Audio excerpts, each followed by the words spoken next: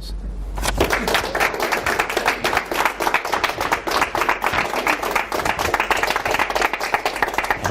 We got a good audience today. Well, hi everyone, and welcome to 2016. We've just passed 2015, and who's already saying, where has this year gone? I mean, it's only February and we're going, it's 2016 and we're already moving at a fast pace.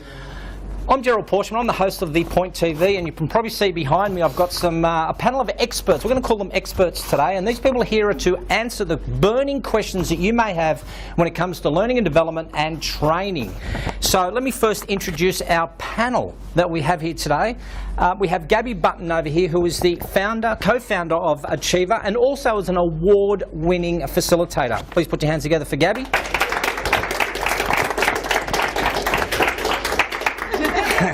Dr. Dan Hill, who is the founder of Spec Training and also the author of many books, but one in particular, which is Vocational Training Assessments. Would you please put your hands together for Dr. Dan Hill?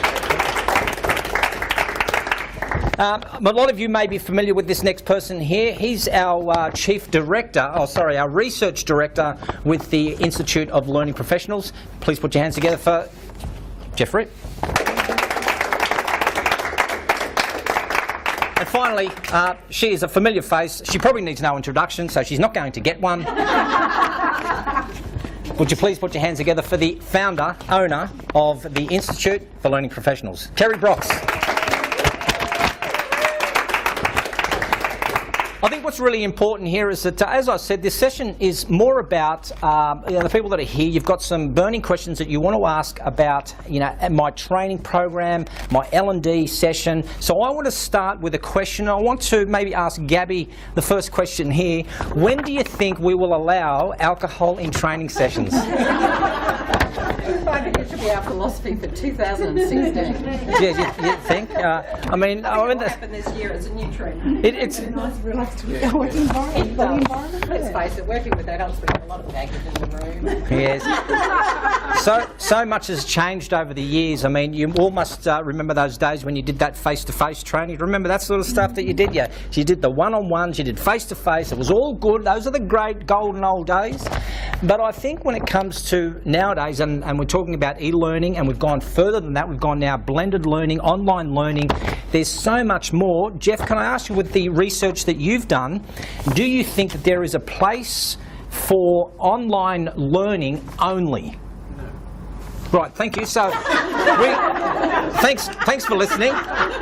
See, the research that this guy does is amazing. We've had people up here. What do you say, Dave? No, seriously, about online learning. Talk to me about online learning. A lot of people are interested in about the way that we do the blended learning, the videos, maybe a bit of coaching, but also in the way of, in the space that you're in, is maybe doing some research about what is working for trainers nowadays. What does work that you could just say, this is the panacea for training programs? No, I wouldn't say there's a panacea. I think there's definitely a place for online learning, okay, to answer your question. But that includes virtual, live online. We're talking about mobile learning, whether it's bite-size. There's a whole range of forms of learning that are not classroom-based. Yeah. And we're going to see growth in that. I think we mustn't lose light with the fact that about 50%, of all training dollars at the moment is still going to face-to-face, but it's declining every year. So, yeah, I think we're going to see a growth in it, and as the technologies improve and as it becomes easier to work online, we're going to see more and more of that happening. And so, Dan, for you in your space here, vocational training I think is really important, and you're the author of Vocational Training and Assessments. Look, I'm going to be quite bold here. Do you think that we're putting too much emphasis on the VET training? Do you think or the VET process? Yeah, the VET process is going through a lot of change, always, and most recently regulatorily. So yeah, it's expensive, and it's expensive to be a part of the industry, if that makes sense. So what we're trying to do, I think, in vocational education is make it so difficult, I think, for people to participate as a training organisation that at some point in time in the future, it's either going to lose its standing and forgo that to higher education, or it's going to have to be wound back and go back to the good old days of when you're actually training someone to do a job. That's where it's going. I think you know, we could all agree that, you know, there's a training program and everything now. I think I was just watching some TV last night, and there's an institute out there that does the institute for massage. They're the same institute for fitness. They're the same institute for writing skills.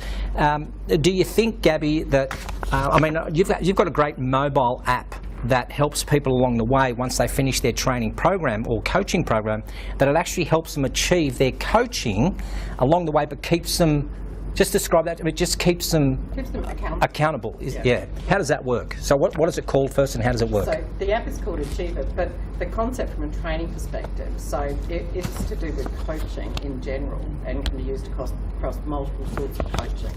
But in the context of training, really my passion for it is about the fact that when we do have people in training programs, we've run the program, we really need to look at the transfer of that learning in the workplace. So as trainers, I think there's a trend, we need to become more trainers as coach. So working with participants more. If we can get technology that can help us with that, I think we can offer that service at a better price, we're going to get better returns for clients. So what the app is about, what the technology is doing, is it's helping you basically engage with that student. You can set some goals, you can look at what the learning journey is going to be for them. You're having coaching conversations with them, but there's all the tools within it to help you on the journey to do that. So it's like the system to do it, you've got the technology, and then you bring the human element to it as well. So it's a very blended approach, but it's acknowledging that I think that human interaction with technology is where it's, I think, going to end up. We've got to get better at putting those two things together. And helping that continuation of the learning journey, not just having it end after a course. And I guess the frustration that most people would have is there wouldn't be a person out here that says, I want to embrace the online space. I want to embrace it. I just don't know where to start.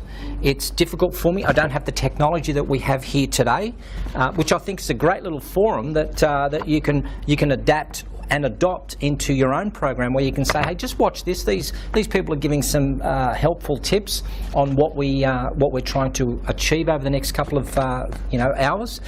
But do you think when it comes to online training, people here are saying, I want to do it, but I don't know where to start? How do they get started? Yeah, I think that'd be interesting just from you guys. How many of you are moving into the online training space? Mm-hmm. How many of you are finding that really easy? So a few. Yeah. So some are finding it easy. I think a lot of people who have been very in the face-to-face training world, now the problem is there is so much out there, so many different platforms, there are so many different ways to do it. You can get quotes from tens of thousands of dollars to a couple of $100 to do things.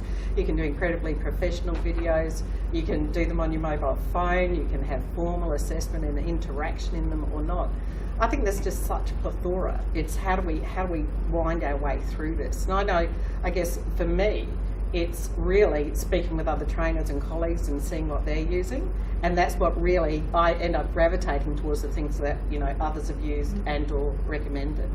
Right up to only last week with the work that Christine, one of the people in the audience there, is doing, and her partner, where they're developing some online training and tools, looking at bringing in some really great aspects of gamification in a very clever way into it.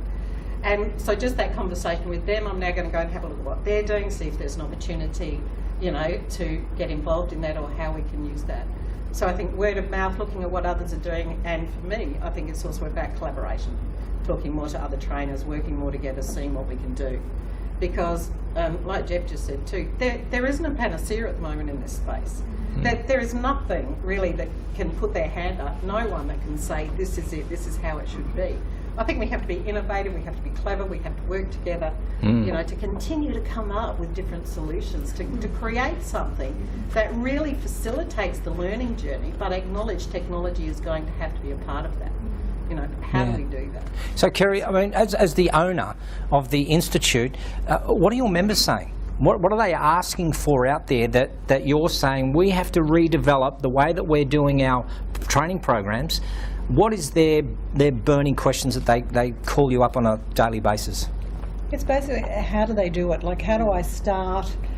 taking my face-to-face program off the shelf and convert that into an online learning program. So, but it's also, the marketing strategy. It's the whole package. It's not just how do I take that and convert it to that, but how do I reach people, and how do I then, how can I leverage it once I've developed it, so I can do a blog about it, I can do an article, I can do a whole range of things just to promote, and develop up their expertise in that particular area. Just getting back to what Gabby said, we're actually converting a lot of our programs now to virtual learning. That's not our forte or our background, and nor do we have the time. So, as well as, it's a great skill to learn, but if you don't have the time, there are plenty of people out there that can help you develop those. And we're sort of partnering with Superb Learning, just with some of their platforms that they've got. So it's sort of like weighing up, to me, a lot of them are saying, it's all too hard. I don't have time. I'll just keep doing face-to-face because it's there, it's ready to go. But it's sort of, it really is having a look at, it gives you that flexibility to be able to offer the same program in a variety of ways to different clients to suit their needs, not your needs. So to me it's critical, but I'm finding a lot of members are reluctant. They're still doing the same thing that they've done time and time again because they just haven't invested that time into having a look at what else I can do and how else I can deliver it. Dan, do you want to add to that? I'm going to say something a bit controversial with regards to online learning. I think it's an RTO, sorry, training organisation, not necessarily a registered one, training organisation's way of making extraordinary profit, because they can invest once, reuse until they need to update it every now and then. So it becomes a very cheap ongoing cost because they don't have to pay a trainer to turn up in front of a classroom and all the costs associated with that. So I think I'm a bit like Jeff with regards to our feelings on online learning. It's a part of it. It's a part of it, and you can invest in it. And by all means, we all need to get better with that technology so we don't get left behind. But to use it as a pure learning tool, my experience is that it's not a very good learning tool in the skills area, skills room, so vocational arena. So can I ask you a question? Yeah, Leonie. So in terms of that, Dan, then how does the average person who's wanting to upskill, upgrade, or just learn from scratch, how do we determine, or how do they determine what is a quality program, what is not a quality program? Where do we go to find that information? Yeah, what a great question. there is no Skills Australia. You go down and says, okay, these are the 5 good ones, we've got stars against them, and these are the 35 ones that wouldn't touch with a barge pole. What we've found, though, unfortunately, is that there is, until you get into it, until you pay for it, until you look at it, you just don't know whether it's going to suit you at all. You just don't, and it's can be incredibly costly to find that out. And I think, Gabby? Sorry, the comment, about the vocational training. I think what happens is, if you're an RTO and it's a vocational course, it's the shortcut for companies and clients to go, oh, it's vocational, it must be good. Yeah. Where in fact, really, if we're brutal about it, all vocational means is we've ticked some boxes as to the outcomes we can prove. So unfortunately, I think part of the answer to that is there's an assumption in the market that if it's vocational, it's better than if there isn't some sort of RTO or accreditation behind it. And I think the reality of the marketplace is quite possibly the opposite. I don't want to get too controversial. So Matt, you're going to ask? I was just going to comment on Dan's comment, and I think in a way you're right, that there are a lot of organisations that are seeing online as the cheap alternative. And I think the issue is that the benchmark for what has been developed in the past is very low, and the quality is low. And people need to see online learning as a piece of the solution. And you're saying that online doesn't work, but you can deliver very good quality training and take 6 hours out of a face-to-face program, put it online because it actually works better online, and spend that 6 hours doing more hands-on, more interactive, more engaging type stuff, rather than spending time having people read through text or interacting. So I think, at the moment it doesn't work. People need to look at how they can use all of the technologies together to make it, and I think online is one of the key pieces of that together. And I think one of the key things that you said there was it's a piece of it. You take that piece out because you actually go, do you know what, the technology is going to improve the delivery of that bit, but we're not losing the context as a trainer of owning a learner's journey and going, technology is the way to go, we're just going to use technology. That's right. And I think the other problem is, you know, we always talk in every industry about best practice, but really, is there a best practice in this space? We know really none of it's a panacea, none of it's working. So we have to sort of detach ourselves, I think, a bit from what's in the market and start creating some more solutions, collaborating, working together, looking for better solutions. And your question too, how do we influence the industry? How can we be a part of, I don't know, helping work out what is quality and what isn't in this space? Because it's a really interesting question and area to delve into. And I think a lot of people, when you look at online, they think e-learning, and e-learning initially has come from, you know, it was going to replace face-to-face, and it was going to be the new big thing, and it just hasn't delivered. It has its place, but when we're talking about online learning, it can, as Jeff said, virtual learning. So we've been investigating a lot of platforms, and virtually anything you do in a classroom you can do for a virtual learning platform where you can send people off into a breakout area, they can collaborate, write things up on a whiteboard, come back and share that. The technology now is just so amazing that don't be frightened about it, because you just broaden your reach and be able to deliver the same stuff, but it's the mix on how you do it. It's not quickly, I'll take my face-to-face, create some, a PowerPoint slide and have an e-learning program. I'd like Jeff to jump into this conversation here, because I think, what have you found in what you're hearing here? Is this resonating with what you're thinking? It is, and in fact, one of the biggest shifts that's happened, and I see it accelerating, is the shift towards performance and proficiency. If I look at the corporate sector in particular, what do they want from their learning? And I'm not going to use the word training, because of course there's many ways in which we can create learning, but what do they want from it? And the bottom line is they want predictability in terms of outcomes, and not learning outcomes. They want predictability in terms of performance outcomes.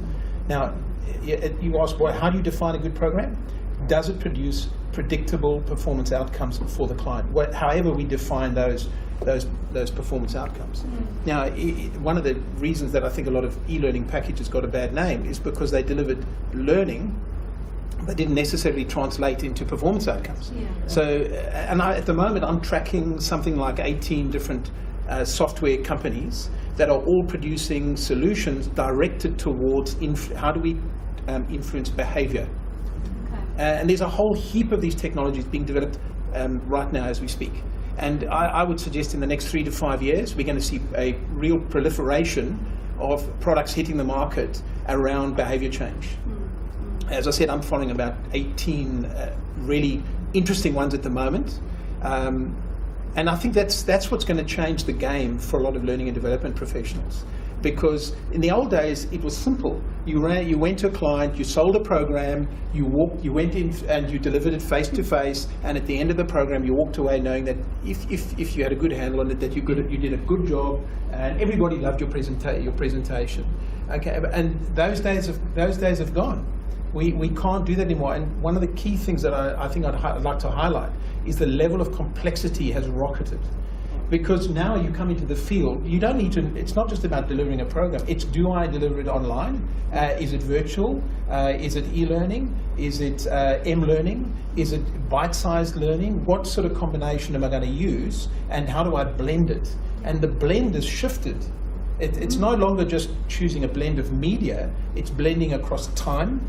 So what's happening before the formal learning event, what's happening after the formal learning event, it's blending across levels of people in the organization who are supporting the program. So, I think it's one of the problems that we have when I talk to members who want to get into the sort of more modern approach.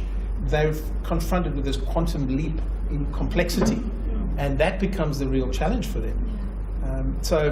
Well, we're only just getting started here. When we come back from the break, we're going to be asking about what are the game changers beyond 2016. Stick around, we'll be back shortly. Hey everyone, Gerald Porschman here. Being the host of the Point TV allows me to listen to people like you and me who have incredible, inspiring and sometimes sad stories. As the presentation coach, I can help you present your story the way it deserves to be told. So why not get in touch with me via the link below and let me tell your story the way it deserves to be.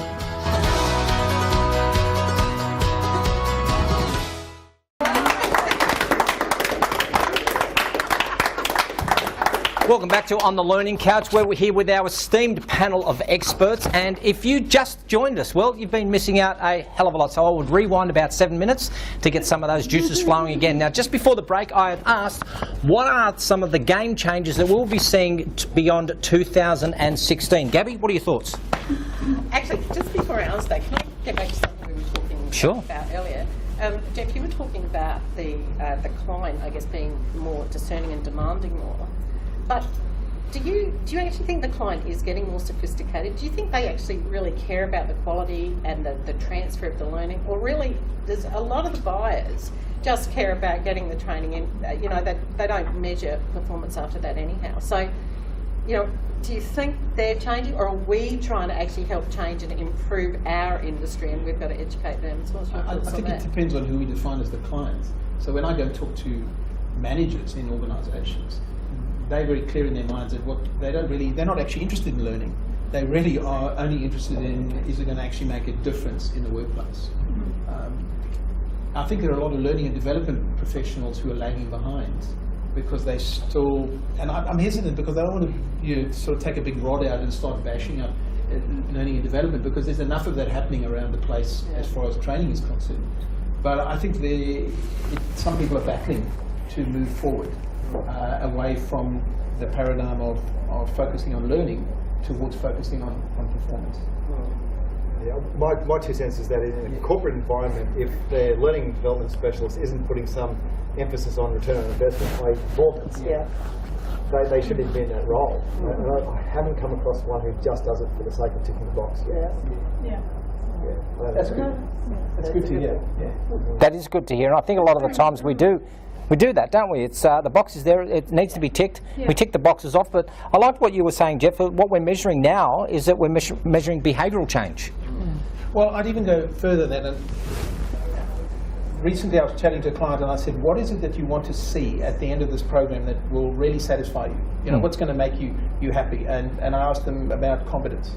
And they said, well, what do you're talking about competence as in people that have been going through some of these competence programs, and I said, not necessarily. They said, well, that's not good enough for us. So what are you looking for in terms of performance? And they didn't use the words I'm going to use, but basically what they were describing was proficiency, a level of proficiency in which you see competent, confident, flawless performance, in which the person doesn't have to turn around and consult a job aid, doesn't have to turn to a peer and ask for help, is able to get on with the job in a smooth, I think the term we use these days is a fluent manner. And when I go and talk to managers and say, what is it that you're looking for from that person, that's the type of performance that they would like to see. That fluent, smooth performance delivered by a confident individual. Particularly if they're fronting up with a customer. If you're in a bank and you're giving a loan to a small business manager, a small business client, you don't want the person who's doing that to stop every 5 minutes and have to consult their job aid that's sitting on their computer screen because they don't remember what it is that they're supposed to be doing. You want someone who actually knows what needs to be done, can ask all the questions in a smooth, confident manner. So the question I would throw to a lot of learning and development professionals is, how do we make sure that our interventions that we're putting in place deliver that type of performance? Well, I think it comes back to the technology, because you're not going to get that performance with 100% of people in a classroom setting. No. You're not going to get it 100% of people in an online setting. But if you can use technology and you can provide online job aids, you can provide mobile learning so they can access it to check after the learning. There's social collaborative tools where they can learn from peers, whether it be in a classroom setting or online setting. If you can provide a whole range of tools and develop a good learning ecosystem, then you are going to achieve that, and that's where technology comes into it, because you are then able to go, right, well, these people are going to learn traditionally in a face-to-face session, these ones are going to go to sleep, but they will actually need more opportunity, and you can build, like you talk about customer service, so build some online customer service interactive scenarios where they have a customer coming in a video, interactive video, whatever it might be, avatars, etc., and they interact with it. And they get feedback on how they've done after they've had that interaction. Kim Tui, you're in this space. Yeah. And I also have an L&D background, so face-to-face is important to me as online learning. But what I think here is that if you really want to lift your own personal game, basically you need to be solving the right problems.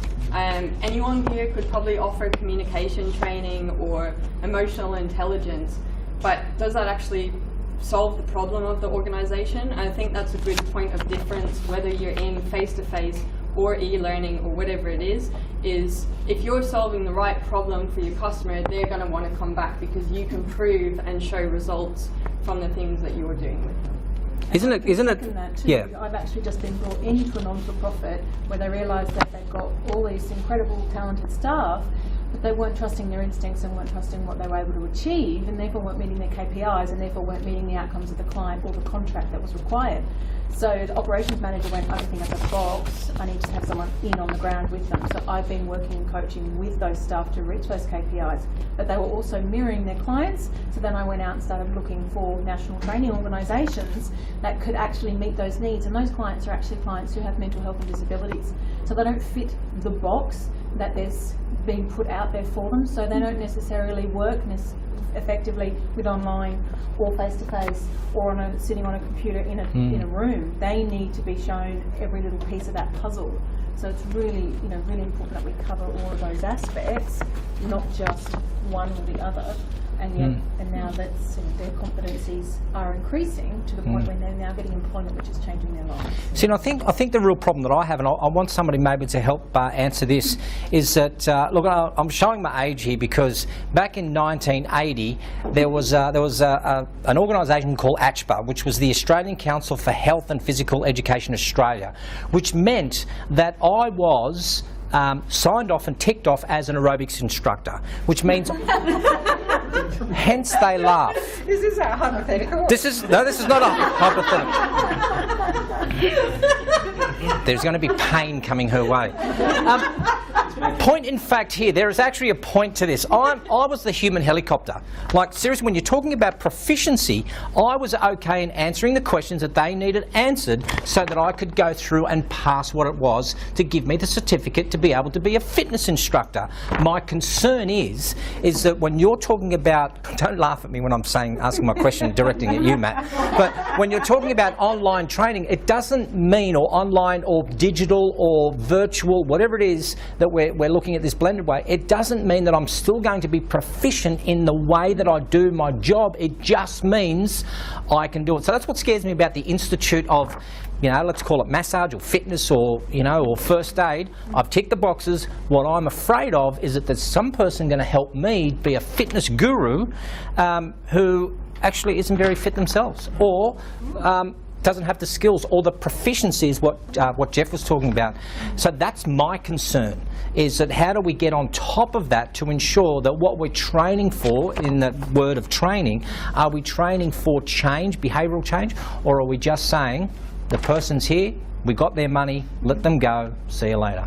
And that's again one of the things that brought me on was behavioural change as well.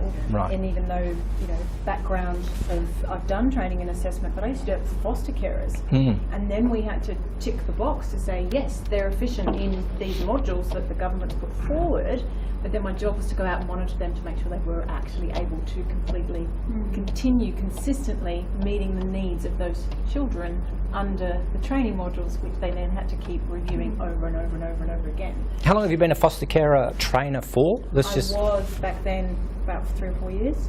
So can I challenge you on something then? I was a registered foster carer, and I went and got my certificate, but I would see and the reason why they wouldn't give us the foster carer certificate, so to speak, is because we didn't have our pool fenced. Yet I would see a person sitting next to me who was disabled to be able to look after a child, yet he would get it because he was of kin. So do you then think, and I know this is quite controversial, do you think though what they're looking for is they're not looking for a person who is able to do the job, they're just looking for the right fit to fit into this box because that person now is of kin for that person, get him in. Sorry mate, your pool fence ain't fenced. I, as a worker in that industry would have challenged that big time. I would have done everything to get that fence. If that's the only thing stopping you, can you actually competently take care of that child? Yeah, and remove your knives from your knife box and lock up your wine. You know, we have to do that when Kerry turns up. But anyway, that's easy. That's easy. So ticking boxes off is I think established ticking boxes is not effective. it's not effective. And I think that's the point, because a lot of those institutes you're talking about, they are actually RTOs, and they're doing Correct. diplomas in fitness and whatever. So they are meeting the criteria of the industry. This is the criteria everyone uses to judge quality. And so to general public out there who don't know any better, that is the standard, and that's what we're holding up as the standard. Yeah. And it's like people cramming for an exam. You know, the next day, yes, you can tick all those boxes, or if you go on a training program, someone demonstrates, yes, I can copy that and I can do that, and I get ticked off competency. Back in the workplace, you know, a month, 2 months down the track, can you repeat that sort of behaviour? No. So what do we do, Jeff? What do we do? I've been thinking recently about writing an article, and I thought I'd title it "The Biggest Lie in Training," because I think it's a lie of what I call a lie of omission. Yeah. And you know, and that it's what you don't tell clients. And I think the biggest lie in training is we don't tell clients that there's absolutely no way that training can produce the behaviour change they're looking for unless you incorporate an on-the-job component. Absolutely. Something that happens just after that, So- sort of coaching. Now that's quite profound. That is profound. Yeah, absolutely. Go back to Matthew's point. I think the game changer is in technology, and the reason it's the game changer is because it's going to help us deal with the component that takes place in the workplace. You cannot move people towards proficiency unless they're actually back in the workplace and learning on the job. So Dan, when Jeff just said you know, the game changer is in technology, your look was of agreement. You were concurring. With what Jeff said about the taking it on the job afterwards, I couldn't agree more. And whether we use technology like the Achieve app, which I have used and it is brilliant, just throwing it out there. I'm not on the payroll. Well, there's a couple of things to it. There's a couple of behavioural reasons that people love these things. Number one is that we all like to measure ourselves against something. Why don't I get an Apple Watch? I'm still wondering myself, but it tells me every day to stand up every hour. And I do it. Right. And the Achiever app tells you to get back to your client by now and how's their goal going and these sort of responses. That's where technology can make a real difference. So I'm definitely not against technology, Matt, to go back on something that you said before. But the way we use it excites me to death. When you talk about taking it back into the workplace, using it as a primer, using it to help you measure what you do as you go. But Dan, you see, this is the thing, and Matt, just Hang on. just brush your hair and put it back in the box. Put your pen back in. No, but I think the thing that I see with technology, as you can see, I love the technology. I'm a big proponent for it. I'm one who says, you know, I'm an early adopter. But I just think, will we get to the stage where, love the Achiever app, I have it myself. Do you think you get to the stage where it's like your alarm clock, you'll hit the snooze button? Oh, I'll do that later. Because that's what happens, is that we become so used to the alarm clock going off at 5:30, 5:30, 5:30, and we're so conditioned to it, I better get up at 5:30. I've got to do this. Then after a while what happens is, it's 5:30, I'll just hit the snooze, I'll do that when I feel like it, then we get back into our old habits. But I Gabby. think the distinction here is the discussion we're having about the human element and technology. Yeah. I think if we let technology just reward it, yes, that is going to happen. The technology alone won't achieve the outcomes. Right. You know, although there are some gamified technologies that really do drive people because that's what motivates them. But what we have to do, and even when we're talking about coaching, the idea of having an app to facilitate is it makes it simpler for us, it gives us some structure, it makes us, we easily can look at the stats. I can see the last time I interacted with someone, I can see how they're going, they can measure themselves, we can have an easy conversation, light touch but meaningful, keeps the engagement going. So whereas before, you know, we had to make phone calls, we had to put a lot of, dare I say, our own effort into continuing the learning journey. We can use technology now to really help us continue the learning journey but we're integrating the human element into it. So even it's up to us. You know, we can't just go, gee, look at that, I haven't, you know, contacted that client for 4 days, I really should do something now. We have to go, that's our benchmark, at least every 5 days we want to touch with them, whether it's just sending them a message or, you know, doing something very simple with them. But we have to take ownership of that. So we want to use the technology as a facilitator, but we have to still own the learning journey and be accountable for how we utilise the technology to do that. Matthew Mason? I think just going back to what you were saying before about the proficiency, and it's what Jeff was saying, we need to look at what the performance outcomes are. We need to develop the learning experience, regardless of the technology that we're using, regardless of the method, whatever. They need to mirror the performance outcomes that we want people to achieve as much as possible. That's what we need to get to. And unfortunately, Dan, you know, vocational education is quite often competency standards that may not necessarily meet those performance outcomes. So there's that disconnect there between those two. But that's, I think, what we need to look at. Yes. What are the performance outcomes we want to achieve? How do we achieve it for this person, or how do we achieve it for that person, and build that and have those learning experiences available to them. So last point on this, Kerry, you agree with what's being said as a blanket.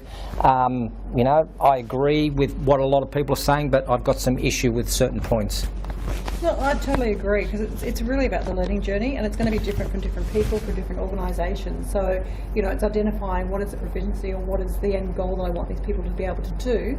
What is the right learning journey? So rather than taking off the shelf my product, it's sort of stepping back and thinking, well, you know, what is the best way that I can deliver the outcomes for this client? Well, we are only just getting started here, and we're going to move off the topic of technology, and we're going to start talking about what are some ways that trainers and learning development people can actually have a great marriage that says that my training program fits your needs. We'll be back right after the break. Hey everyone, Gerald Porschman here. You know, being the host of the Point TV allows me to listen to people like you and me who have incredible, inspiring and sometimes sad stories. As the presentation coach, I can help you present your story the way it deserves to be told. So why not get in touch with me via the link below and let me tell your story the way it deserves to be.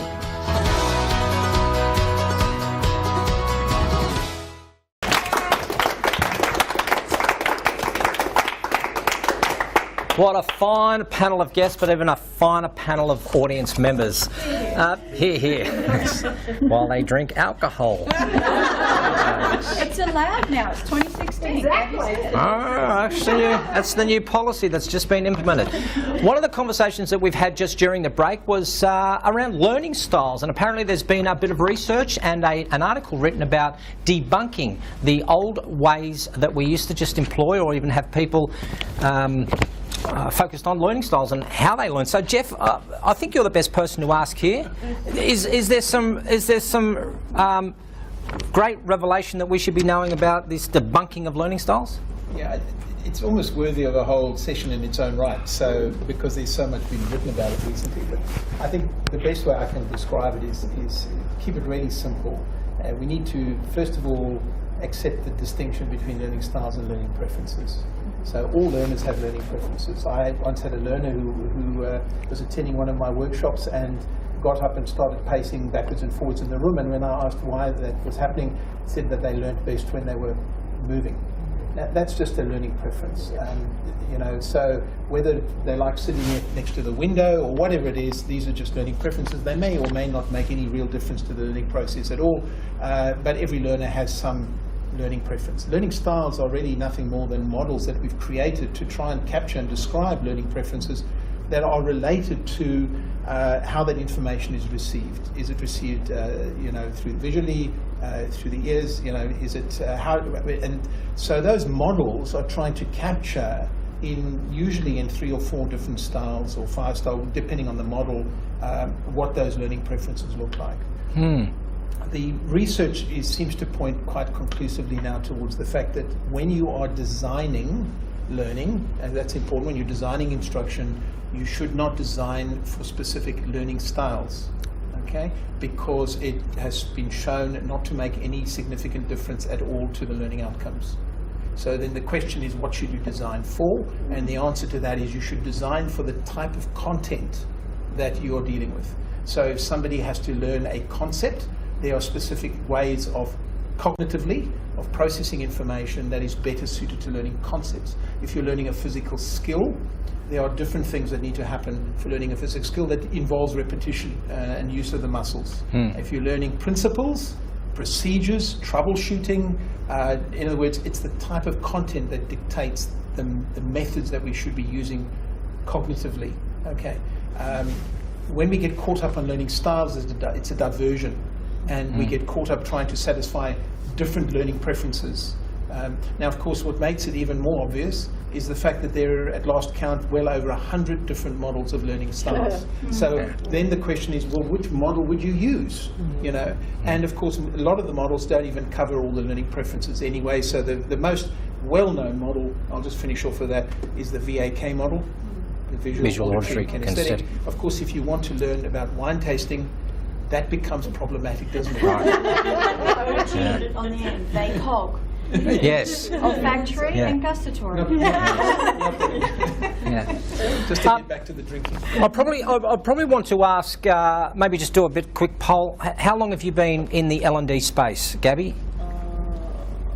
About 15 years. 15, Dan? Yourself? 9 years. 9? Jeff? In the L&D space? In the whole L&D and training and facilitation space. Give me 25. 25 years. Kerry? 25 plus. 25 plus. Does anybody beat that out here? Can you get no 23? Let's just go 25 years, even 15 years. Some of us here 10 to 15 years. You would agree with that? How do you stay fresh? Constantly. How do you stay fresh? Constantly What do you do? researching. So for you, researching? Well, for me, researching. In my downtime, I have been criticised for this, but I love it. So it's my downtime. Is I am researching what is current, what is trending, what is no longer trending, and which is another question I was hoping to be able to ask tonight of the panel was, so what should we no longer be doing? What's kind of outdated and what should be? Yeah, but what's old again is new again. Well, and this is it. And as a retired teacher, I've seen a lot of recycling. You know, we kind of joked. It's like, well, if we just drag the chain and don't make anything change for 6 years, we're back again. Yeah. That's how we used to do it as teachers. I know, but ultimately, constantly keeping on top of things. I mean, I don't watch TV, so I specifically target what it is I'm wanting to hear about. Matt, how do you stay fresh? Networking is a big one for me. Yeah. On Twitter, LinkedIn, Facebook, you know, a whole range of other things. Tinder.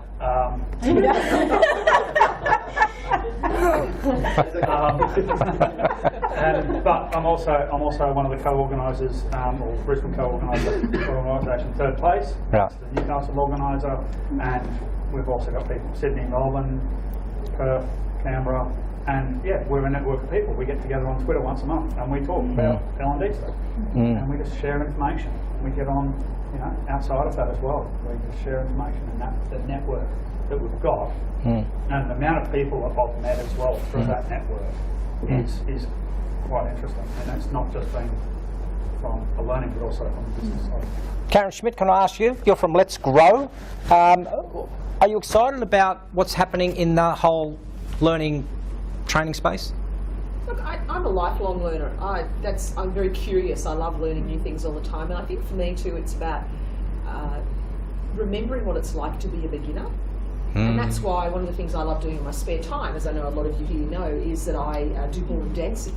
So I'm being the learner all the time, learning things, and I'm also teaching beginners. So that idea of somebody who knows nothing and how do you help them to learn? And in fact, if you want to, it's about challenging yourself. Yeah, I think it's getting out of your comfort zone. Yeah. My latest get out of my comfort zone is this new guy in the studio who wants to learn to dance. He's only about 18 and he's blind.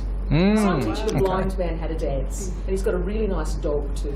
But the point is that if you say that to people, and obviously he's just starting out, but it's a challenge. How do you explain something to a person that's a very visual thing when you have no visual cues? So I think it's challenging yourself and looking at what you can learn in your personal life as well as in your professional life. And I often mix the two together and tell stories and give examples, because it reminds me that whilst I might know lots about my area of expertise, what does it feel like for the people that you're helping?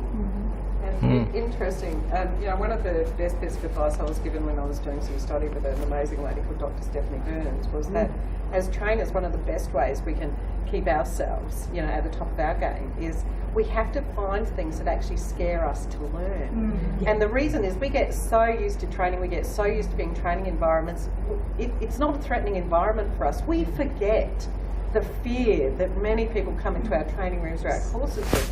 So the only way we can get back to that is do things that really push us to the limit of what we want to learn. When we're in that space of doing something that's quite fearful, and then say, what's going on for us? How is the facilitator helping or hindering our journey in that space? One of the most recent places I did that was learning stand-up comedy, where the graduation was actually a live gig. And part of my doing it was, we present all the time, but where can I go to a place where I can really experience some fear? I did that. But it really was amazing, because we asked people to stand up in a room and just introduce themselves, right? We think that's a pretty standard thing. But when I was standing on stage at that live gig, and honestly it was an out-of-body experience, I could see myself delivering, I was terrified. Do you know what? People in our training room feel like that. How do we acknowledge that, and how do we make them feel comfortable? So I think part of what you're saying, like the extension to that, is the more that we keep ourselves in that journey, the more we stay fresh, the more we stay empathetic, especially with the adults who enter our rooms, the more we think about that learning journey and creating great environments, and the greater, our skill-based growth. So yeah, I think that's a great strategy. And can I just add that I've also done stand-up, and last year I did improv. Yeah, fantastic. And it's in a similar vein, that it reminds you of what's it like to be out of your comfort zone. Exactly. I think if you are somebody who is in learning and development and you aren't learning things yourself, then it's a bit hypocritical. Yeah. And it doesn't matter what it is, it's how do you then take a lesson out of that. Exactly. Yeah. And that's where I've found, for me, the other great learning tool that I've been doing for 5 years now is blog. And so having to find new material all the time to write blog posts and say, and of course I use the metaphor that being a great frontline leader is like being a gardener. So I can look at the plant in the corner there and make a story about it, make a blog post, because it keeps my brain firing. It gives me a focus for the thoughts that I have, and I recommend it to people all the time. Even if you don't think you're really a writer, you don't even need to publish it. It's just for yourself. But it gives you a challenge that as you said, you go, I've got a blank page, how do I write 300 words by tomorrow? It's the same thing as doing stand-up. But I always think, observing other facilitators in action, which is, it's very hard for some people to have that opportunity. And I've been blessed, like even watching Gerald, at the start of it, how he introduced it is different from, how somebody else might do it. I remember a few years ago we had somebody that was coming to the conference, then pulled out at the last minute, saying, I had a look at the agenda and I could present everything myself. I love watching other facilitators, because no matter what, I'm always learning from them. 25 years plus that I'll admit in the industry, I'm still learning because I'm passionate about it. And I felt so sad for that person who said, I've got nothing to learn because I could do it myself. Well, Yeah, I'm loving what I'm hearing, so it's great. Selena, sorry, you're going to say? It's the passion. That's part of what we're here, this one extraordinary life. If you've lost your passion, what are you going to do to re-establish that? And I take it back to, I worked with children for a long time, take it back to being a toddler. Like they can, talk before they can read, right? So where do they, and they're so enthusiastic, everything lights them up and gets them excited, and they have this thirst for life. Well, that's where I thrive. So the more that I get out and learn and immerse myself into different things. I write a blog. I've now finally jumped out and started doing video blogs. So all of that, which was fearful in the beginning, but you put me in front of a room and I'm not a problem, there's 500 people, yeah, sure. But then when I'm working with people, even in this non-for-profit, their fear is just massive. And then I'm like, well, look at the clients you're working with. These guys can't even get out the front door. So it's really like tapping into, if the value and the values of time and money are still staring you in the face, where's the passion that we can align that? And if you've lost that, then learning and reading and researching, watching, writing blogs, teaching someone who can't use one of their key senses to do something so extraordinary and incredible, that's going to light up your life, and that will model excellence to everyone around you. So that's partly why I think, you know, many everyone that I've met in my life wants to evolve and learn and do and see and be more. Because like, it just allows you to evolution. Dan, you're going to say? Just quickly, what Karen said about being a lifelong learner, I love that. I went to London last year to try and sell my vocational education book. I said, we can remodel this, we can make it all English, it's all great. And everyone said, the other style of English. And we went researching in Australia, there's no other vocational education books, and there wasn't, because they call it lifelong learning over there. And so, yeah, it's just the way they look at it, and I love that. I love the idea, concept of being a lifelong learner. Absolutely. And lifelong learning has been a concept or a terminology that's been utilised in schools now. I mean, I've been retired for 6 years since I started my business, and it was 10 years old then. And so, and I guess my next question, if I dare jump in, is, well, we all have a passion for lifelong learning. We all have this L&D passion. How do we? And I know that we have to be mindful of our client, all the people in our learning rooms and environments, but how do we actually engage them to have that same passion? Look, and I think we will answer that question. We're going to take a very short break, and when we come back, we're going to wrap it up with Dan, who's going to jump in there because he's chomping at the bit. But we have to thank our sponsors. We don't have any, but we have to thank someone for taking a break. So we're going to take a very short break, and when we come back, it's that how do we stay engaged? Thank you very much.